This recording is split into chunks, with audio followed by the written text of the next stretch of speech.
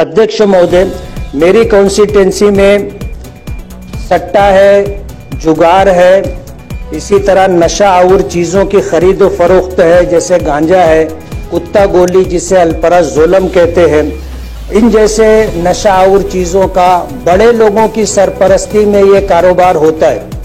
Police प्रशासन इस सिलसिले में जैसी कार्रवाई करनी चाहिए उस सिलसिले में सरकार पुलिस प्रशासन वैसी कार्रवाई नहीं करती है।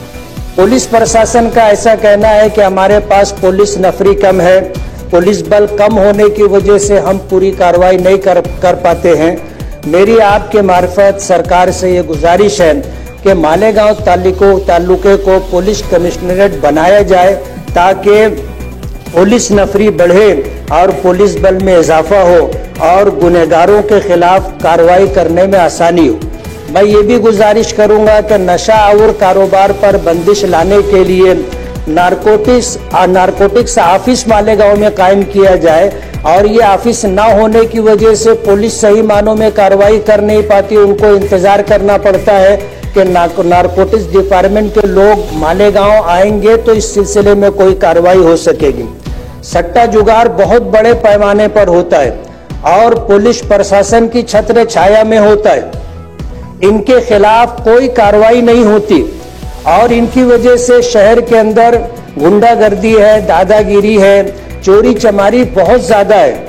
मेरी कॉन्स्टिट्यूंसी में रिजल्ट आने के बाद आज सूरत हाल ये है कि मेरे जो हमदर्द थे, मेरे साथ काम करने वाले कार्यकर्ता लोग थे, उनको टारगेट करके उनकी मोटरसाइकिल रोजाना चोरी होती है। आप अगर पुलिस प्रशासन से रिपोर्ट लोगे तो एक दिन भी ऐसा नहीं होता जिसमें 2-4 मोटरसाइकिल चोरी ना होती। आज इस वक्त पूरे राज्य के अंदर अमन और शांति कायम रहे, उसके लिए बहुत जरूरी है कि मालेगांव को पुलिस कमिश्नरेट बनाया जाए, नारकोटिक्स ऑफिस कायम की जाए। मालेगांव मध्ये 2024 मध्ये काही युवकांनी पोलिसात तक्रार केली की 114 कोटी रुपयाची बेनामी रोख रक्कम या ठिकाणी खात्यांमध्ये आलेली आहे। एक आरोपी सिराज मोहम्मद आहे, 14 लोकांचं पॅन कार्ड, आधार कार्ड वापरून 14 बँक खाती ही नाशिक मर्चंट सहकारी बँकेत मालेगावमध्ये त्यांनी उघडली। या 14 खात्यांमध्ये 114 कोटी रुपये जमा झाले आणि नंतर ते सिराज मोहम्मद आणि 21 लोकांच्या खात्यात त्या ठिकाणी वळते झाले। पोलीस, ईडी, आयकर विभागाने जेव्हा याची चौकशी केली तेव्हा असं लक्षात आलं की हा व्यवहार एवढ्यापुरतं सीमित नाहीये।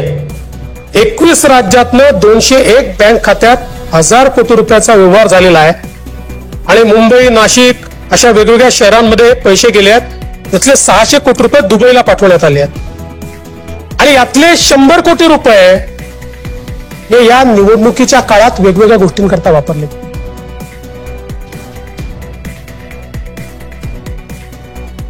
या ठिकाणी खरं म्हणजे आता तर याला एक प्रकारे एटीएस च्या माध्यमातून दहशतवादी फंडिंग आहे असं समजून ते एटीएस कडे हा तपास गेलेला आहे। पण निवडणुका जिंकण्याकरता आपण कुठल्या स्तराला चाललो हे एवढंच नाहीये। या देशाच्या निवडणुकांमध्ये जो परकीय हस्तक्षेप सुरू झालेला आहे याचेही पुरावे आता देशाच्या संसदेत आलेले आहेत। आपण सगळे एकमेकाच्या विचारांचे विरोधक आहोत, ही तुमच्या देशभक्तीवर माझी शंका नाही आहे, पण दुर्दैवाने आमचे विरोधक आपला खांदा कोणाला तरी बंदूक ठेवायला देत आहेत याचं मला दुःख आहे। आपला खांद्यावर कोण बंदूक ठेवताय याचा देखील कधीतरी विचार केला पाहिजे।